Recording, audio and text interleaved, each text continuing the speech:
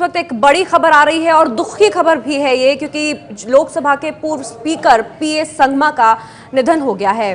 आपको बता दें कि 2 साल के लिए 1986 से 1996 से 1998 तक लोकसभा स्पीकर रहे थे पीएस संगमा। इस वक्त आपके संवाददाता आशीष कुमार सिंह हमारे साथ जुड़ गए, लेकिन उससे पहले आपको सीधा लेकर चलते हैं Lok Sabha. I have to inform the House of the sad demise of Sri P.S. Sangma, former Speaker Lok Sabha. Sri P.S. Sangma was elected as the Speaker of Lok Sabha during the 11th Lok Sabha. As Speaker of the Lok Sabha, he conducted the proceedings of the House with great ability and distinction. His parliamentary skill and comprehensive knowledge of parliamentary practices and procedures earned him respect from all the sections of the House. An able parliamentarian, Sri P.S. Sangma was a member of the Lok Sabha for 9 terms. He was a sitting member of the Lok Sabha. He served as a member of the Meghalaya Legislative Assembly from 1988 to 1991 and from 2008 to 2012. He also served as the Chief Minister of Meghalaya from 1988 to 1990. An able administrator, Sri Sangma served as the Union Minister in the Union Council of Ministers, holding several important portfolios. During his long and distinguished parliamentary career, Sri Sangma represented the Indian Parliament at various international fora. He also led the Indian parliamentary delegations to many countries. A man of masses, Sri Sangma strove relentlessly for the amelioration of the marginalized sections of the society, particularly the tribals. A distinguished public figure, Sri Sangma has, to his credit, 3 books: India in ILO, Into the Third Millennium, A Speaker's Perspectives, and A Life in Politics. Sri P.S. Sangma passed away today at New Delhi at the age of 68. We deeply mourn the loss of Sri P.S. Sangma, and I am sure the House will join me in conveying our condolences to the bereaved family. एक और बात मैं अपनी तरफ से कहूँ, हंसते उठते सदन कैसे चलाना, ये मैंने एक प्रकार से माननीय संगमा जी से सीखा, ऐसा कहो तो गलत नहीं होगा. The House may now stand in silence for a short while as a mark of respect to the memory of the departed.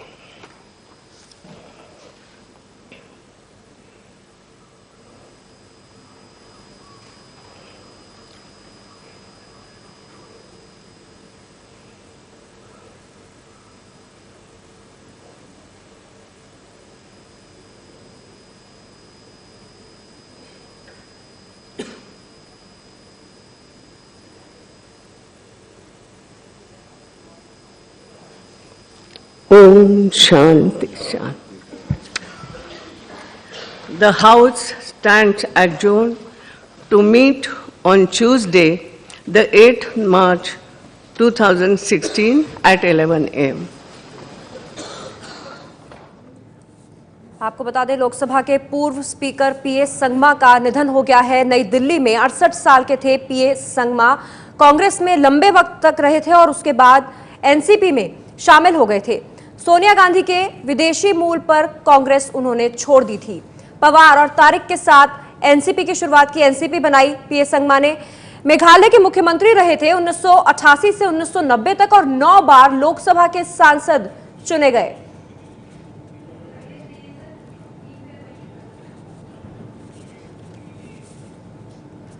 Sangma की बेटी अघाता संगमा भी सांसद बनी थी। पीएस संगमा का निधन हो गया है, पूर्व लोकसभा स्पीकर पीएस संगमा, आज उनका निधन हुआ है। और इस वक्त हमारे साथ मौजूद हैं आशीष कुमार सिंह। आशीष, आपसे जानना चाहेंगे क्या हुआ था पीएस संगमा को?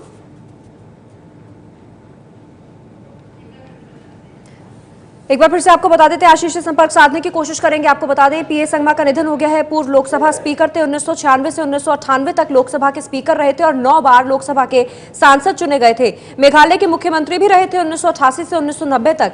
लंबे समय से कांग्रेस में थे और उसके बाद एनसीपी में शामिल हो गए थे। संगमा की बेटी अगाथा संगमा भी सांसद बनी थी। आपको बता दें, कांग्रेस छोड़ने के पीछे की जो वजह थी पीएस संगमा की, वो ये था कि क्योंकि सोनिया गांधी विदेशी मूल की थी, इस वजह से इन्होंने कांग्रेस छोड़ी थी और उसके बाद शरद पवार के साथ मिलकर एनसीपी में वो शामिल हुए थे। पवार और तारिक के साथ एनसीपी बनाई थी और मुख्यमंत्री जब बने थे वो मेघालय के, तो 1998 से 1990 तक 2 साल का ही उनका कार्यकाल रहा था। आशीष कुमार सिंह हमारे साथ जुड़ गए हैं। आशीष, सबसे पहले आपसे वजह जानना चाहेंगे, क्या हुआ था पीएस संगमा को? देखिए, अभी इसकी जानकारी नहीं है, लेकिन हमें जो जानकारी मिली है उसके मुताबिक तबीयत उनकी कुछ अरसे से खराब थी और हॉस्पिटल उन्हें ले जाया जा रहा था। उन्हें ब्रॉड डेथ डिक्लेयर किया गया दिल्ली के आरएमएल हॉस्पिटल में, यानी जब उन्हें ले जाया गया कंडीशन उनकी बहुत खराब थी, तभी आरएमएल के डॉक्टर्स ने डिक्लेयर किया कि उनकी मौत पहले हो चुकी है, उनका निधन पहले ही हो चुका है। इस वजह से आज लोकसभा को एडजर्न कर दिया गया। सिटिंग सांसद भी थे लोकसभा के, पहले स्पीकर भी रहे और हाल में हमने देखा था कुछ साल पहले प्रेसिडेंशियल रेस में भी थे वो, राष्ट्रपति के एक बड़ा नाम थे और बड़ी क्षति है। और इस वजह से लोकसभा अध्यक्ष ने अभी भी लोकसभा की कार्रवाई को आज दिन भर के लिए स्थगित भी कर दिया। बिल्कुल, और पूर्व लोकसभा स्पीकर सुमित्रा महाजन ने यह भी कहा कि उन्होंने किस तरह से सदन चलाना है हंसते हंसते ये सुना और सीखा खुद पीएस संगमा से। इस वक्त हमारे साथ नवाब मलिक साहब जुड़ गए हैं। नवाब मलिक साहब, दुख की घड़ी है, प्रतिक्रिया चाहेंगे आपकी? एक दुखद खबर है, देश ने एक महान नेता खोया है। संगमा साहब कठिन परिस्थितियों में भी अपनी बात रखने की ताकत रखने वाले नेता थे। राष्ट्रवादी कांग्रेस पार्टी की स्थापना से वो हम लोगों के साथ थे। सबसे ज्यादा अगर उन्हें याद किया जाएगा तो एक स्पीकर के रूप में जिस तरह से उन्होंने सदन को चलाया, जिस तरह से सदन में कार्रवाई की, वो क्षण कभी कोई भूल नहीं सकता। मंत्री के रूप में भी उन्होंने बहुत अच्छे काम किए, लेबर मिनिस्टर के रूप में भी उनके कामों को भूला नहीं जा सकता। लेकिन संगमा साहब की अपनी एक पहचान थी जी, वो अपने उसूलों से समझौता करने वाले नहीं थे। वो आज हमारे बीच में नहीं है, उसका हमें दुख है। हम अपनी संवेदना उनके प्रति व्यक्त करते हैं। तो नवाब मलिक साहब दुख जाहिर करते हुए, क्योंकि एनसीपी में शामिल हुए थे कांग्रेस छोड़ने के बाद, पीएस संगमा और एनसीपी से ही है नवाब मलिक साहब भी, और खुद पूर्व लोकसभा स्पीकर रह चुके हैं। और जो मौजूदा लोकसभा स्पीकर है सुमित्रा महाजन, उन्होंने कहा कि सुमित्रा महाजन ने कहा कि मैंने भी किस तरह हंसते हंसते सदन को चलाना है ये पीएस संगमा से ही सीखा था।